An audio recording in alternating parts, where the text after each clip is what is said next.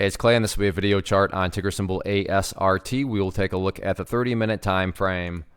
Real quick, what do I mean by 30-minute in case maybe you're new to charts? Instead of each one of these candlesticks here representing 1 day's worth of price action, which is what you would normally see, each one represents 30 minutes. So while this here may look like several days worth of time, it's actually today's price action broken down into 30-minute time slices.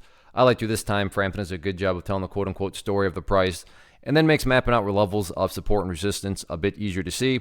I don't mean to state the obvious, but I will anyways. Very crazy movement today, not only from the price action point of view, but you look down here at the volume, and well above average volume on the day. So a lot of eyeballs on this one. So let's map out some areas of support, and then we can talk levels of resistance. So first level of support, and nothing fancy here other than the fact that this is where the bleeding finally stopped today, and that was right down there at $1.01. So let's just call it $1 to make it the most straightforward. So $1, like I said, nothing fancy, nothing complicated other than that's just where the price stopped going down. That's where the bleeding stopped. So for that reason and that reason alone is going to be a very important level. And then from more kind of just a practical, more kind of psychological, $1 is important just because if the price drops below $1, then literally it's a penny stock. I mean, it's literally trading for pennies on the dollar. So from that point of view too, just setting the chart aside, $1 is a very important level from, definitely a couple different multiple angles there. Now, in the event the price, and this is some sort of bottom, and to be fair, there is a little miniature bounce that's occurred. Now, of course, there's a whole lot more work that needs to be done, but the price is showing a little bit of strength there. So in the event this is the start of something bigger and a bigger type bounce is going to form, let's talk about some areas of resistance that the price will have to fight through.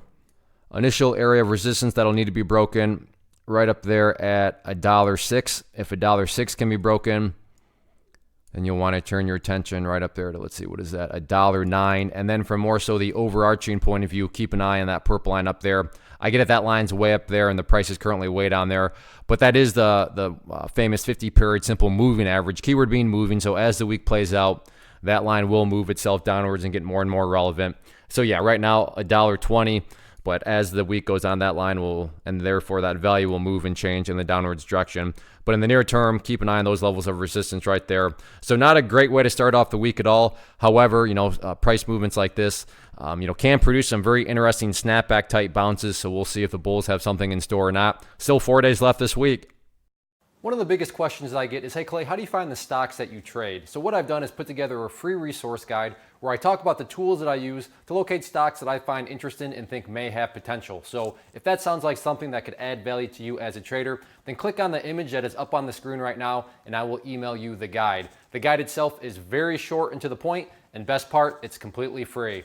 Thanks for watching the video. Let me know if you have any questions.